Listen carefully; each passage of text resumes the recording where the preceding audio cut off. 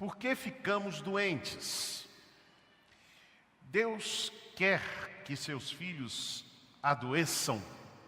Está no propósito original de Deus a enfermidade, a doença. Deus pode, a verdade, essa é uma pergunta que faço para em seguida colocar, mas Deus pode curar todas as enfermidades? Esta é uma pergunta retórica, né? Se Deus tudo pode, obviamente Ele pode, mas é porque eu quero trazer exatamente e suscitar esta pergunta. Se Ele pode todas, Ele cura todas as enfermidades? Sim ou não? Coloque no seu coração e nós vamos fazer a leitura do texto, que é um texto, na verdade, apenas como divisa para a nossa reflexão nesta manhã. Vamos juntos?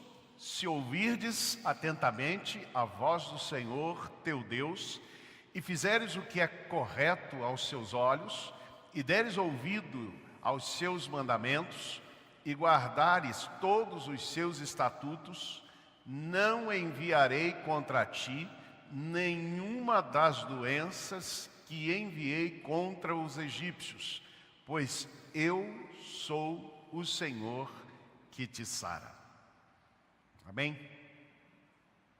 Esse texto, então, como eu disse, é a divisa. Nós vamos trabalhar nele após a conclusão desse estudo. Não sei se a gente vai concluir hoje, talvez não, porque meu interesse é que a gente absorva e reflita, e não apenas passe rapidamente pelos textos. Mas nós vamos começar pensando na seguinte temática. Primeiro, as enfermidades, elas são parte das circunstâncias naturais do mundo, pós-queda. Após a queda, há uma expressão no hebraico, lá em Gênesis, morrendo, morrerás. É a expressão lá em Gênesis capítulo 3, após a queda. E aqui eu estou tentando traduzir aquilo que é a expressão lá no hebraico, no original. Mas diz o seguinte: então o Senhor Deus declarou, versículo 14, né? Exatamente quando o homem e a mulher se revelam a Deus, e porque estavam se escondendo, então a mulher diz: a serpente me enganou e eu comi o fruto proibido.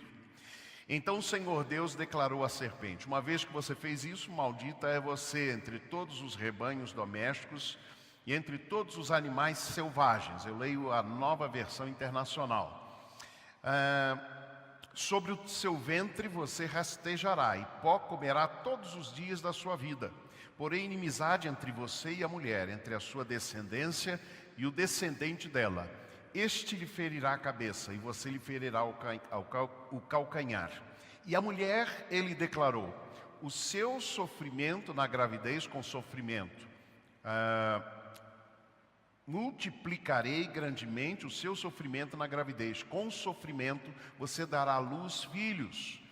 Seu desejo será para o seu marido e ele a dominará. E ao homem declarou: visto que deste ouvidos à sua mulher e comeu do fruto da árvore da qual eu lhe ordenara que não comesse, maldita é a terra por sua causa. Com sofrimento você se alimentará dela todos os dias da sua vida. Ela lhe dará espinhos e ervas daninhas, e você terá que alimentar-se com plantas do campo. Com o suor do seu rosto você comerá o seu pão até que volte à terra, visto que dela foi tirado, porque você é pó e ao pó voltará. Estas expressões se referem à consequência direta da queda.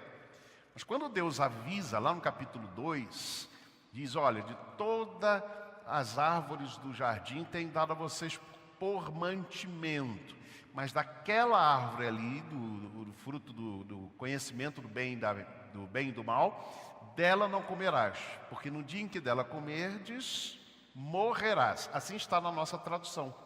E no original seria: morrendo morrerás, porque a expressão morte aparece aí 2 vezes. O que quer dizer morrendo morrerás? Quer dizer que haveria não apenas uma morte biológica, física, mas que também seria uma morte espiritual. A intenção da repetição, obviamente, é a intensidade com a qual vem. Então, as enfermidades são parte das circunstâncias naturais.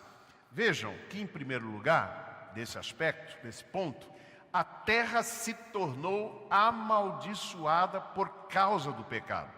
Exatamente o que a gente menciona aqui. Ela produz coisas ruins, não é? Ela produz espinhos, é o que diz o texto aqui. Ela produzirá espinhos. Vamos entrar aqui no debate se havia espinhos, por exemplo, numa rosa lá na criação ou não. Mas o fato é que, obviamente, o Gênesis ele traz uma expressão, uma linguagem muito simbólica. O fato é que a natureza, por conta da queda, ela ficou aí marcada por essas limitações. Ela foi amaldiçoada, né? E trazendo consequências ruins. Depois vocês podem ler Oséias capítulo 10, versículo 8. Então, o primeiro aspecto é esse. Com a queda, não apenas o ser humano, mas toda a terra, a natureza, ficou amaldiçoada. O segundo aspecto é este: é que a natureza e a criação vivem pós-queda no cativeiro da corrupção. Cativeiro da corrupção. Essa palavra corrupção é muito importante porque ela vai aparecer lá em Gênesis, lá em 2 Coríntios, 1 Coríntios, quando Paulo fala sobre a ressurreição. Lembram-se? Quando isto que é corruptível se revestir da incorruptibilidade. E o que é corrupção, né? Claro que a corrupção no poder público, etc., isso está envolvido neste aspecto da corrupção, mas aqui a ideia é exatamente a destruição, que vem com doença, que vem com a própria degradação, não é? O próprio envelhecimento, por exemplo, é uma ideia da corrupção. Então, quando a Bíblia diz que o que a corrupção se revestirá da incorrupção, da incorruptibilidade, ela está dizendo que haverá vida eterna sem estes aspectos que vieram pós-queda. Então a natureza e a criação envolve obviamente o homem, estão vivendo no presente momento, neste cativeiro da corrupção. E segundo Romanos capítulo 8, versos 18 a 23, aguardam a redenção do nosso corpo. Em outras palavras, a redenção, a ressurreição, que vem com a vida eterna, ele reflete o que vai acontecer, são as primícias do que vai acontecer com toda a natureza. Então, por isso que o texto diz que ela aguarda a redenção do nosso corpo, não é? Quando ele se revestir da incorruptibilidade. Este aspecto é importante.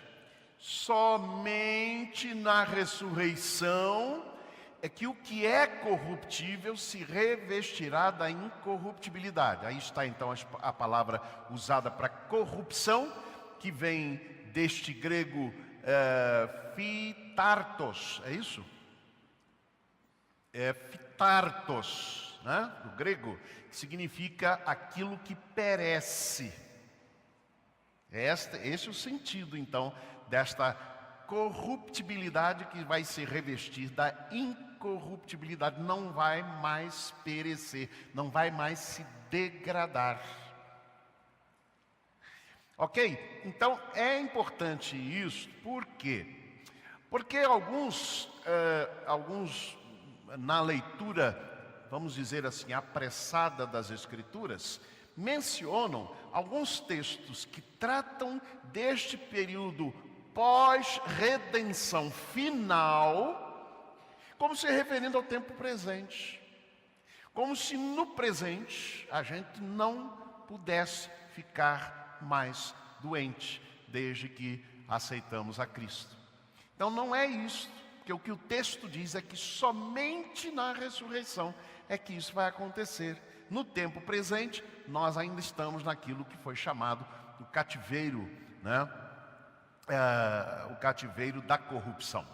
Ok? Agora um detalhe interessante é que pessoas boas, e eu boto entre aspas, porque é difícil a gente falar quem é bom, né?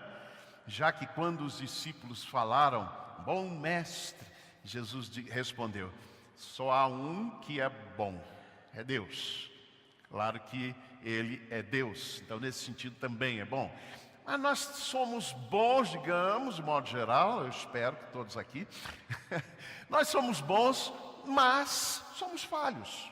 Então, eventualmente, podemos ser tomados de alguma atitude que não seja tão boa, não é? Por isso eu botei entre aspas para que entendamos que aqui a gente está falando no sentido bem geral naquilo que a Bíblia explicita. Ora, pessoas boas relatadas na Bíblia, pessoas que serviram a Deus, pessoas inclusive profetas, eles também ficaram doentes.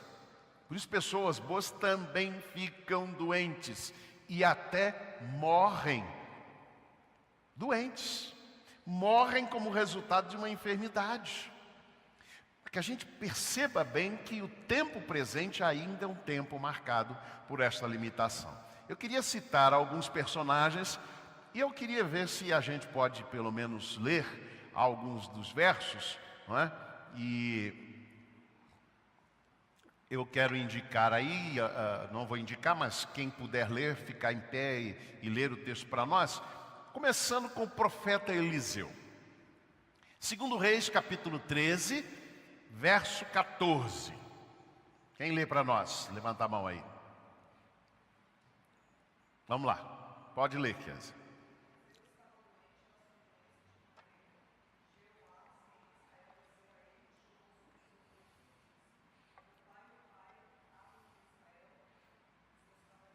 Isso, é uma expressão final. Mas repita para mim um pouquinho mais alto só a parte inicial, sem essa a parte final, a parte inicial só. Da sua doença, que morreu. Você sabia que Eliseu morreu por causa de uma doença? O profeta, o grande profeta Eliseu, não é? Então, observem que um personagem bíblico da estatura de um Eliseu não apenas ficou doente, mas ficou doente inclusive para a morte. Então não será surpresa se outros personagens do tempo presente também ficarem doentes, né? Asa, rei de Judá, segundo Crônicas 14, 1 a 2, não vamos necessariamente ler esse verso, mas eu queria que alguém lesse capítulo 15 de 2 Crônicas, 15, 17.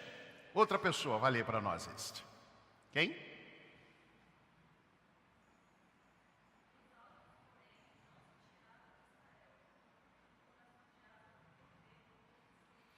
Asa foi perfeito. A sua Bíblia diz fiel, Magali, é isso? Perfeito, diz na tradução que foi lida. Asa foi perfeito em todos os seus dias, né? O texto diz, ou é caminhos? Durante toda a sua vida. Foi perfeito. Perfeito, obviamente, aqui no sentido de alguém que serviu a Deus, que foi bom, do ponto de vista do relacionamento com Deus. No entretanto, Asa ficou doente. E aí o texto que vai mencionando, 2 Crônicas 14, 1 a 2, e há uma expressão que aparece aí, sobre Asa, e que diz o seguinte, lá no final da sua vida, é que Asa ficou doente, e no entretanto, na sua doença, não buscou a Deus, mas aos médicos. Alguns pegam esta passagem bíblica e tornam essa passagem como se referisse ao fato de que o crente, o evangélico, enfim, aquele que serve a Deus, não deve procurar médicos, né? Espero que não, nós temos vários médicos aqui, médicas e médicos, temos vários aqui, inclusive aqui hoje de manhã. Então não é isso que a passagem está dizendo. Está dizendo que Asa, né? Depois nós vamos reafirmar isso em outro momento, mas o que está dizendo é que Asa, ele não buscou a Deus naquele momento, mas, e a gente pode acrescentar tranquilamente, tão somente aos médicos. Então ele buscou tão somente aos médicos, ao invés de buscar a Deus também, mesmo consultando os médicos. Isso vai ter a ver, por exemplo, com a expressão de Tiago, que diz: está alguém entre vós doente? Chame os presbíteros, faça oração sobre ele, e ungindo com óleo, etc. E diz: a oração da fé salvará. Mas o texto fala de oração e de remédio, óleo. Depois nós vamos tratar também desse texto. Um outro personagem é o rei Ezequias. Acho que todo mundo se lembra dele, né? Ficou doente, o profeta Isaías foi lá e disse: arruma a tua casa, prepara as tuas coisas aí que você vai morrer. E ele então começou a pedir a Deus, e até ali a sua vida foi exemplar, né? E aí ele ora, pede a Deus, vira para a parede, o texto diz que ele se voltou para a parede, ficou ali chorando e lamentando e pedindo a Deus misericórdia, e Deus diz: tá ok, vou te dar mais 15 anos de vida. E os 15 anos foi um total descalabro na vida deste rei Ezequias. Mas ficou doente, e ficou doente tendo uma vida correta. Outro personagem, vocês sabiam que Daniel ficou doente? Sabiam disso?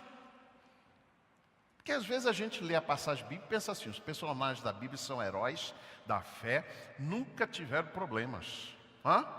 Mas está lá. Alguém, por favor, leia Daniel 8:27. Quem vai ler? Daniel 8:27.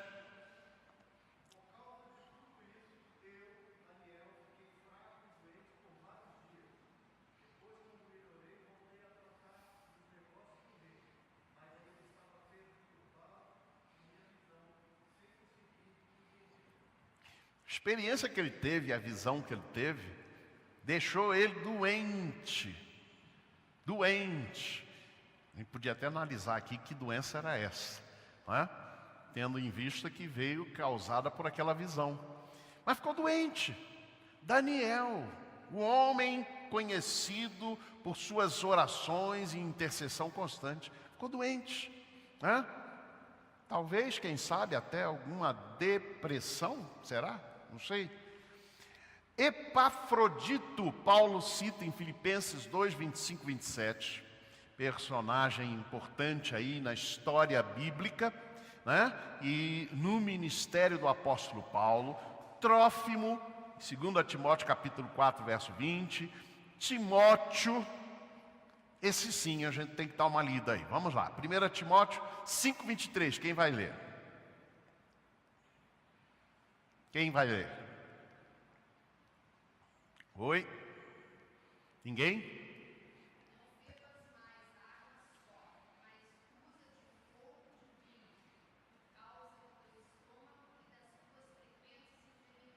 Não, esse não era para ler, não. Pode causar problema. Esse texto vai causar problema. Seria melhor se a gente tirasse esse texto da Bíblia, né? Sabe por quê? Porque tem gente que tenta dizer que o vinho é pecado, beber vinho é pecado. Não é? O que é pecado é embriaguez, em primeiro lugar, tá ok? E sobre isso tem um outro texto que nós vamos tratar, quando o vinho ou a bebida pode causar doença. Dizem os médicos aí, alguns médicos, que o vinho sempre é bom, não é? Para colesterol alto, etc. E coração, problema de coração, né? Entretanto, tem um texto bíblico que vai dizer que o vinho também pode trazer doença. Mas é importante lembrar disso. O que o apóstolo Paulo, então, chama atenção nesse texto é que ele tinha um problema no estômago, mas observem a expressão, por causa das tuas constantes enfermidades. Gente, se você conhecesse um pastor, um missionário, um pregador, nos dias de hoje, que ficasse constantemente doente, será que você não ia começar a perguntar, será que esse camarada não está em pecado? Não é a tendência? É a tendência. As pessoas começam a se perguntar, será que essa pessoa não está em pecado? Deus então está mandando castigo? Enfermidades são parte das características, das circunstâncias naturais da nossa vida, e é o que a gente percebe, por exemplo, com a história também de Timóteo, né? Não quero negar que algumas enfermidades podem ser consequências do pecado, depois nós vamos ver esta expressão. Agora, Paulo também ficou doente, gente. Uma das enfermidades mencionadas por Paulo, e há 2 textos aí, o primeiro deles é a provável problema nos olhos que ele tinha, né? Aí vem uma série de especulações, a gente não tem como dizer por que ele teve esse problema. Alguns acham que por conta daquela luz que ele viu, né, e que ele ficou cego por algum tempo, até que Ananias fosse enviado por Deus e o curasse, mas por conta daquela luz ele passou a ter problemas sérios na sua visão. E por isso, talvez, muitas de suas cartas são ditadas e alguém escreve, né? E em Gálatas, na parte final, ele vai dizer assim, primeiro ele diz aos Gálatas que dou testemunho que se vocês pudessem, vocês arrancariam os seus olhos e os dariam a mim. Será que é esse texto? 4, 13 a 15? Lê aí, por favor, Fernando.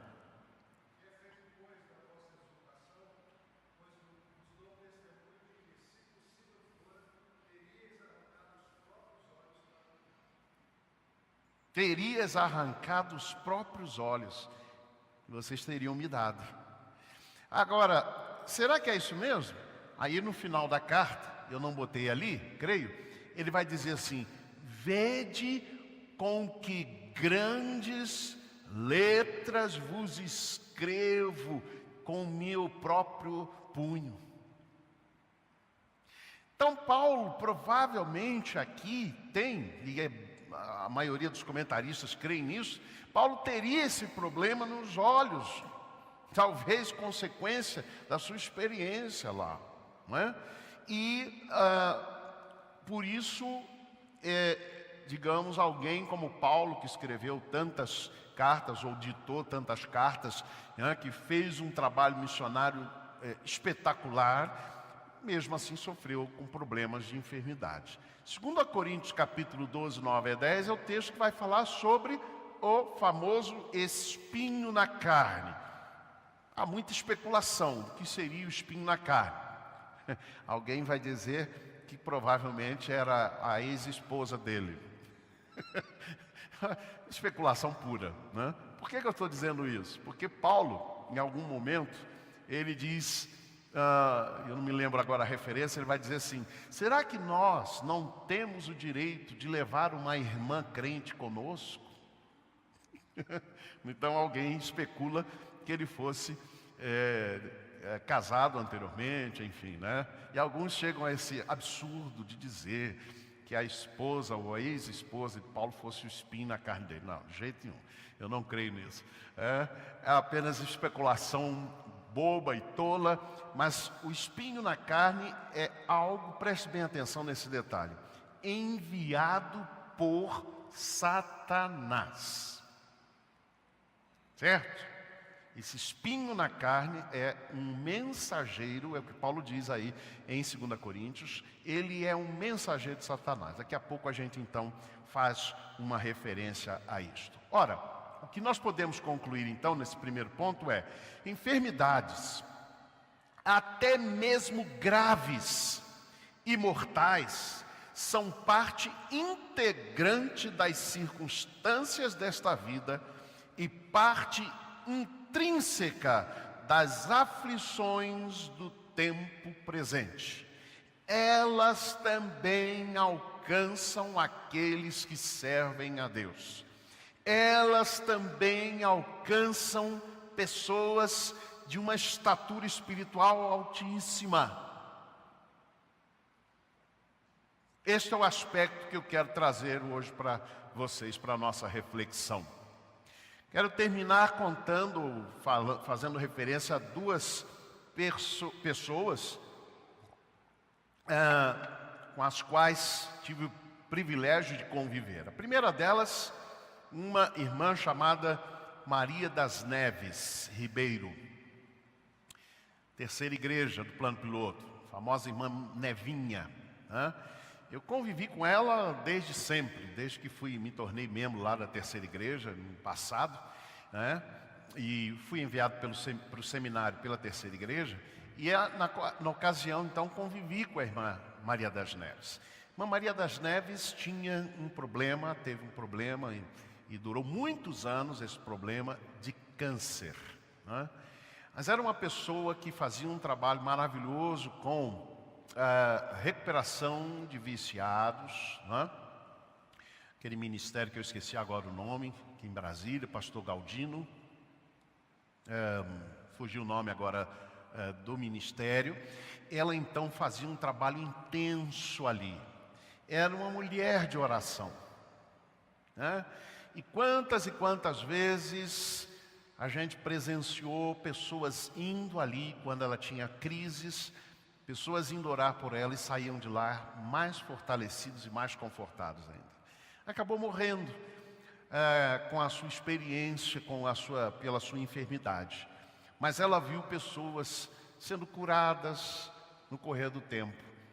Eu fico imaginando se em alguns momentos da sua intimidade com Deus ela não perguntasse: Senhor, por que não eu? Mas o fato é que isso me mostra que pessoas, mesmo de um exemplo espiritual altíssimo, podem enfrentar essas doenças e enfermidades, podem vir a morrer por causa das enfermidades, podem não experimentar cura. Segunda pessoa, muito conhecida de muitos dos irmãos aqui, pastor Heber Vasconcelos, Eu não me lembro agora o ano, mas ele começou com um problema de câncer de pele. E esse problema foi se agravando. E eu me lembro então de uma ocasião quando ele estava numa situação muito grave, já internado no hospital. A previsão não era boa. E as pessoas começaram a me perguntar, eu era o pastor dele na ocasião, e as pessoas começaram a me perguntar: como é que é isso? Como é que o pastor Heber ficou doente?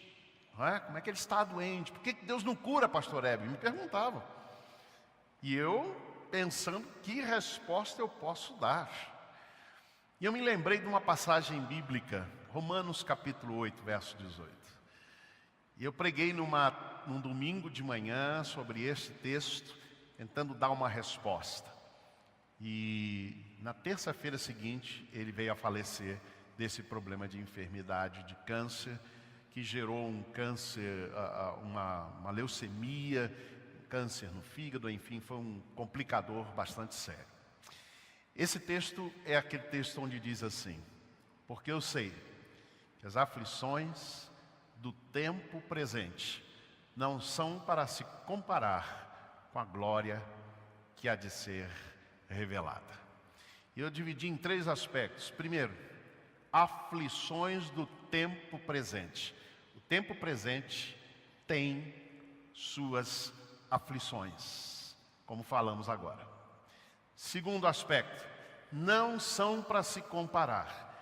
Não vale a pena você começar a querer comparar. Por que que fulano teve essa doença? Por que fulano foi curado e eu não fui? Etc, etc. Não são para se comparar. E o terceiro aspecto, elas não podem se comparar com a glória que há de ser revelada.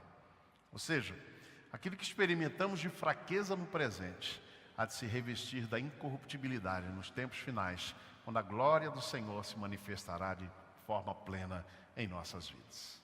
Que Deus nos abençoe e nos inspire. Eu gosto muito, e para concluir aqui, pois aí estão os aspectos que a gente vai tratar aqui adiante, mas eu quero concluir aqui com uma expressão do famoso C.S. Lewis.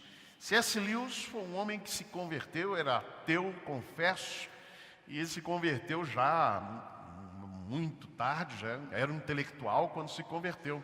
E ele, conhecido como escritor das Crônicas de Nárnia, né? E outros livros muito preciosos. Aliás, daqui a pouco chamar a Emília aqui para fazer uma propagandazinha da nossa livraria, que aliás temos uma coleção enorme dos livros de C.S. Lewis. Está ali reservado para depois você olhar. Mas ele diz isso de forma muito profunda sobre situações que passamos, como por exemplo enfermidades. Deus sussurra em nossos ouvidos por meio de nosso prazer. Fala-nos mediante nossa consciência, mas clama em alta voz por intermédio de nossa dor. Este é o seu megafone para despertar o homem surdo. As enfermidades vêm sobre nós, mas Deus pode usá-las para despertar-nos, às vezes, daquele sono que nós estamos vivendo espiritual. Que Deus nos abençoe.